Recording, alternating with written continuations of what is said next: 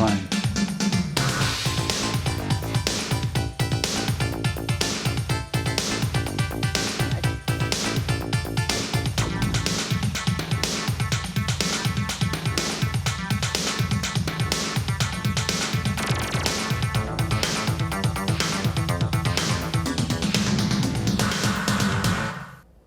Good evening and welcome to Virginia's Views and Vibes. I'm your host, Ginny Gardner, and I want to just bring your attention to last Monday, 9/11. New TV videoed our 9/11 Remembrance Ceremony, and if you'd like to see it, it will be up on my show page by tomorrow. Tonight, I welcome back James Holmes, author of Pen, Paper, Prayer. And everyone has been asking for round two, show two, because we didn't quite finish and we want to hear the rest of your story. So I'm going to ask you to recap kind of what we talked about, and then I still have way more questions, and we're going to talk about your books. You've been very busy. So I'm fill always us busy, in. always very busy. As far as the book goes, I start off about my childhood and about my insecurities with myself and with religion. And I'm deathly afraid of dying. It sounds odd, but it's very true. So what do? I go out and smash my car into a tree when I'm 23 years old, not on purpose, black ice, and I died. And it's a fantastic story about, number one, all my traumatic injuries. I lost part of my brain in the accident, and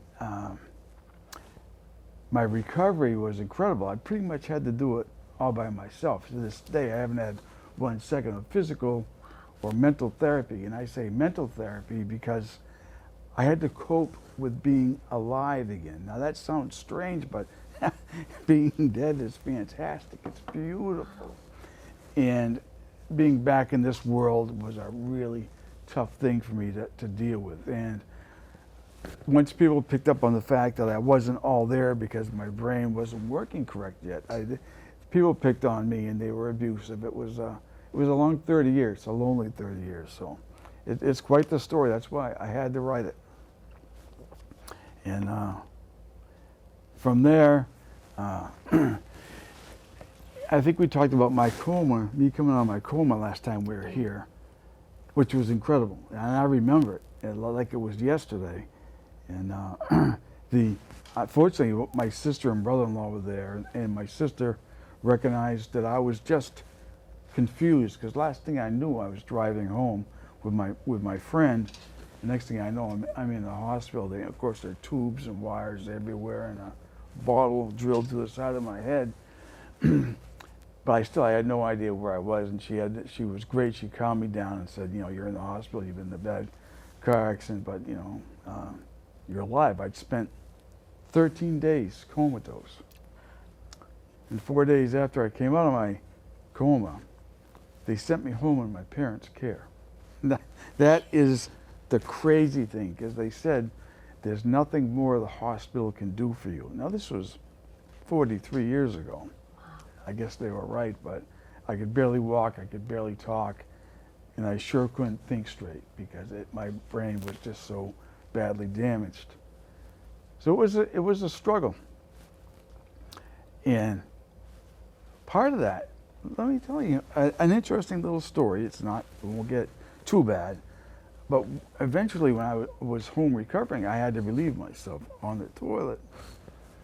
And I couldn't sit on the toilet and stay there. I felt like I was gonna fall off. So my father had to come in and put his hand on my shoulder while I did my business, and that steadied me enough so I could stay there and do whatever I had to do. I mean, think about that. Every day we go in and use the bathroom. I couldn't do it on my own. Yeah, I know when we talked last time, I know you told me you were 23, but gosh, that seems so young to deal with everything. And you had PTSD. You didn't have any physical therapy, which is mind-blowing. It is. Especially, I had a minor thing, my knee replaced, and I was a big baby. I mean, I was a cane, a walker. I'd go into the bathroom and be like what is happening? And I can't imagine at that young age, but you really did have the strength and resolve that when you started to think about it and go over everything, from what I got from the book is you sort of coached yourself in many ways. I had no choice. I didn't have the wherewithal to understand how bad off I was. I didn't know any better. Yeah. I thought I could get up and go do things, and then of course I couldn't do it, both physically and mentally. I weighed like 160 pounds. When I had the accident, I came out being 130, and I had no strength whatsoever. But I tried to keep going, and my dad would come home at lunchtime every day, and first he'd just help me get up, and just standing next to my bed would wear me out. Yes. So I had to get back into bed. So then eventually we'd walk around the room a little bit, worn out, back into bed. Then a big day came when Dad asked me if I wanted to try this front staircase. Right? And I really didn't want to, but he was, let's give it a try. So with Dad behind me and both of my hands on the banisters, Wow. I took one step up and then put up my other foot. And then the scary part was I had to back down because I didn't have the wherewithal to turn around. And I had to step backwards, even though my father was there. I was scared to death. Yeah. But one foot down with Dad's encouragement, I did another, and I was like through the roof, one step. Yep. To this day, I run up and down stairs. I get this thing about steps now, but one step. And I was at 23. I was out running miles a day. I was just going to say, do you think, because I say I run now, but actually after my knee, not so sure, I fast walk, but I will go back to running. But good for you. You have, because I have it when I was running, and I started late, I think I was 39, but you have this runner's mentality that I can do this. I know I can do it. 5,000 things in one day. I know I can do it. Do you think that helped? Because running, you have to be in your own mind, your own groove, and then you look up and you say, "Oh my gosh, I just did 4 miles." Yeah. And it just happens. Did that part of it help you to some degree? Do you think? Well, I know what you're driving at, but running put my lungs in such good shape that when I punctured one and I broke all the ribs on my right side or fractured them, it made all the difference in the world. My neurosurgeon said if I had ever smoked anything or my lungs couldn't function like they did, I never would have survived. That's just one reason why I wouldn't have survived. So it saved my life. Yeah, I agree. See, but being young, this is a double-edged sword because with all the problems I had, mentally and physically, they probably would have put me in a home. Yeah. So to a certain degree, I was better off, even though I struggled, being sort of pushed back out into the world again to fend for myself. It took it took Courage a long and time. strength. What's that? Courage and strength. Really. Determination, courage. I don't know what it was, but every day I put one foot in front of the other, and it's like I was too dumb to realize how bad off I was, and I should have sat down and taken it easy and taken pills and whatnot. But that's not my mentality. No, it's not. It's that runner mentality. We talked a little bit about it last time, and I kind of want to get into this too. The healing prayer part of it. You knew it kind of brought you back when your sister and her friend came to your bedside and prayed over you. They came because they were, the word escapes me now, they Commanded or? They were like faith healers. Yep. And so they came and did a faith healing over me. And years later I found out was they envisioned themselves being female deer, I guess that's does, in the woods who had given birth to an unresponsive fawn, I believe it is, when you're the firstborn. And what the deer will do instinctively is lick that animal, trying to stimulate the organs and everything to start working again. So that's what they did in their mind to me. Well, I was comatose at the time. Wow. And I don't know if that helped or not, but something did. And one day I was recovering at home in my bed.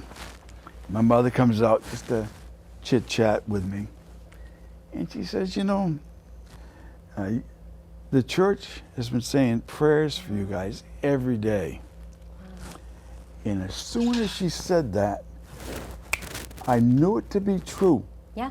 And then I could remember receiving prayers that basically in my chest, not only receiving other people's prayers, but it helped to heal me. I have no other way to explain it other than how I just did it. To think about that today is just crazy, how much other people's prayers helped me to survive and to heal, because the hospital was done with me, you know? You know, it's funny you say that, because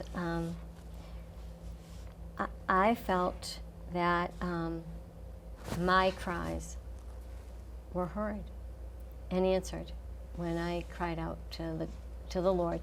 And I firmly believe the Holy Spirit and the Blessed Mother, we've talked about this, my relationship with that piece of it. And I felt, not out loud, obviously, but in my head, I felt I was screaming to be heard. And within seconds, the Lord answered me. I wrote my story down too, only because when I go back and think of what happened, I thought no one is ever going to believe me, and I thought I'll lose it.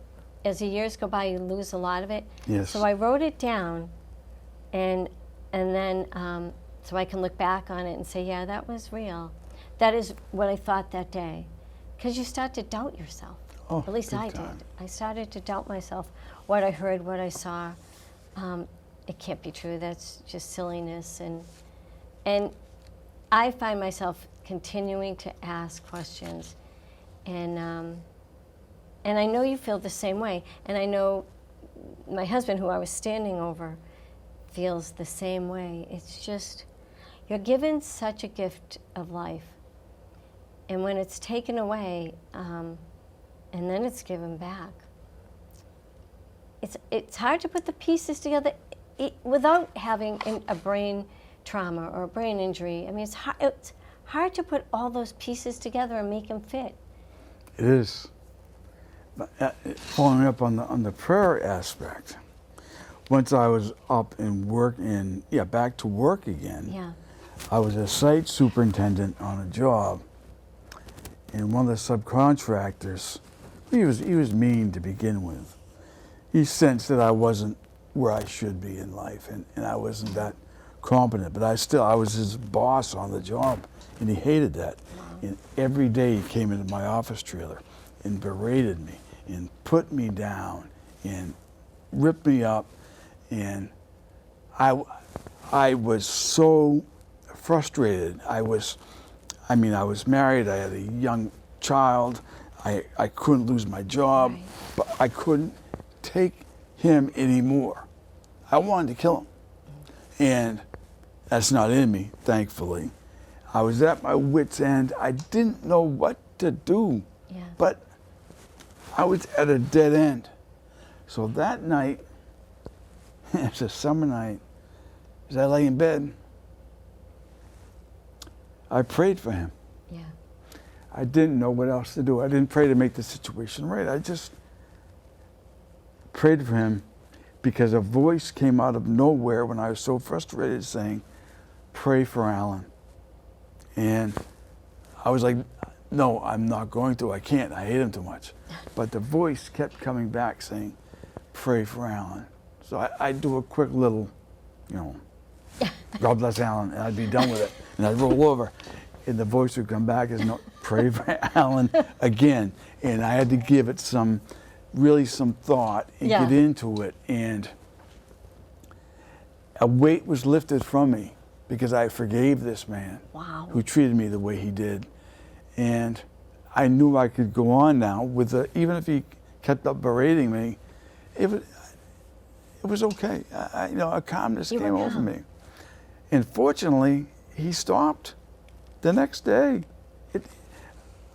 I can't make this up. It was incredible. And we had our tiffs as the job proceeded, but to this day, we still see each other and say hi. It's kind of crazy, but I prayed for help before I did something drastic, and my prayers were answered.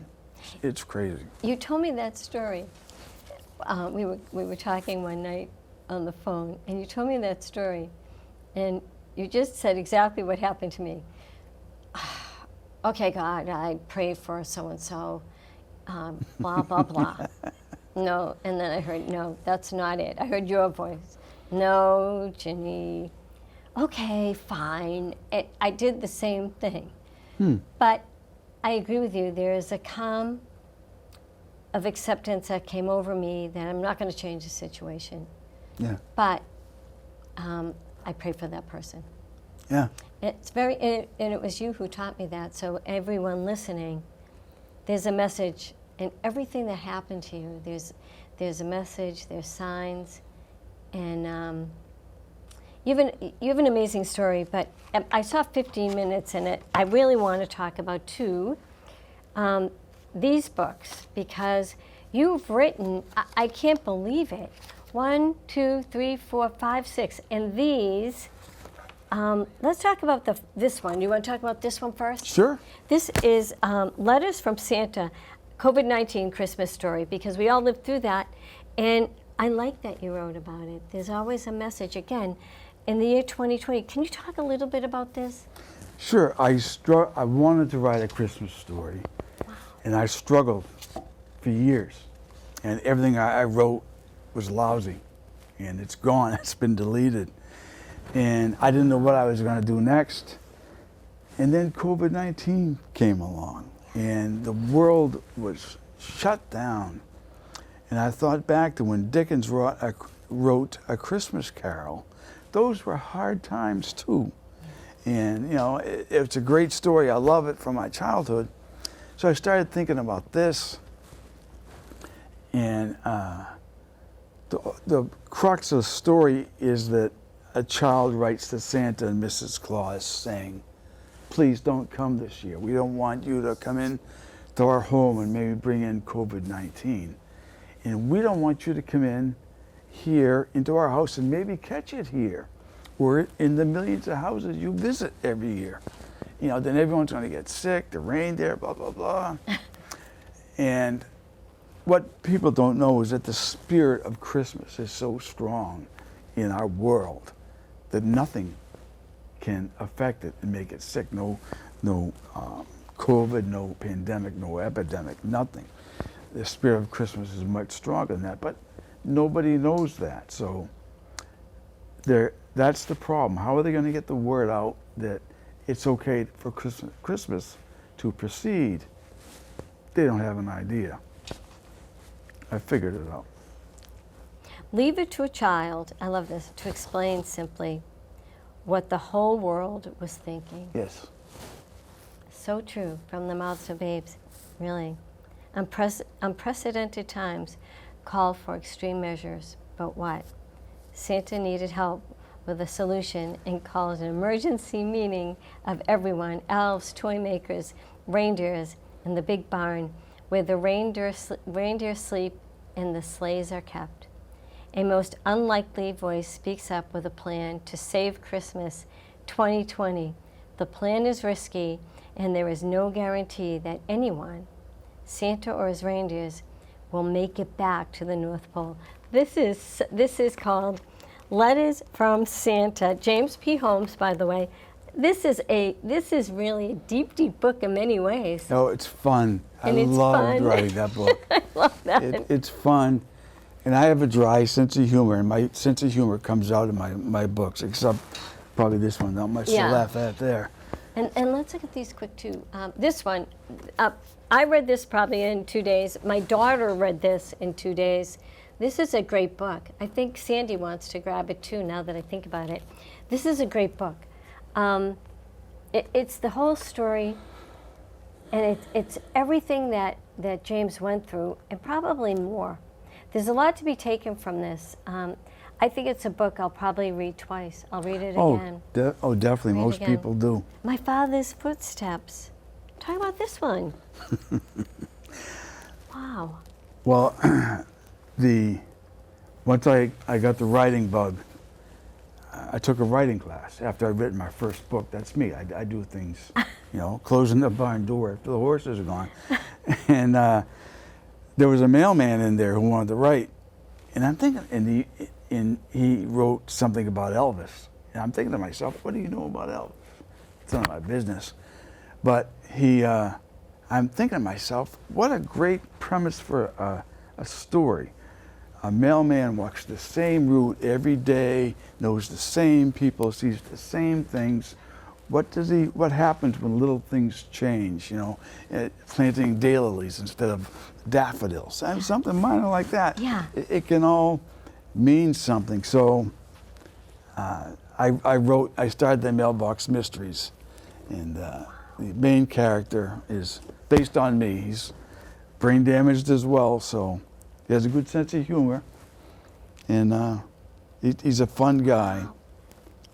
Is this the first in the series? Yeah, that's the first. Okay. Wow.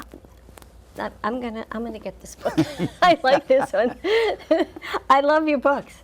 Oh, good. I love it. If you're looking for a new author, by the way, James P. Holmes, pick out anything. Anything. This is great. I love that. Well, now I have to hear about that one, though.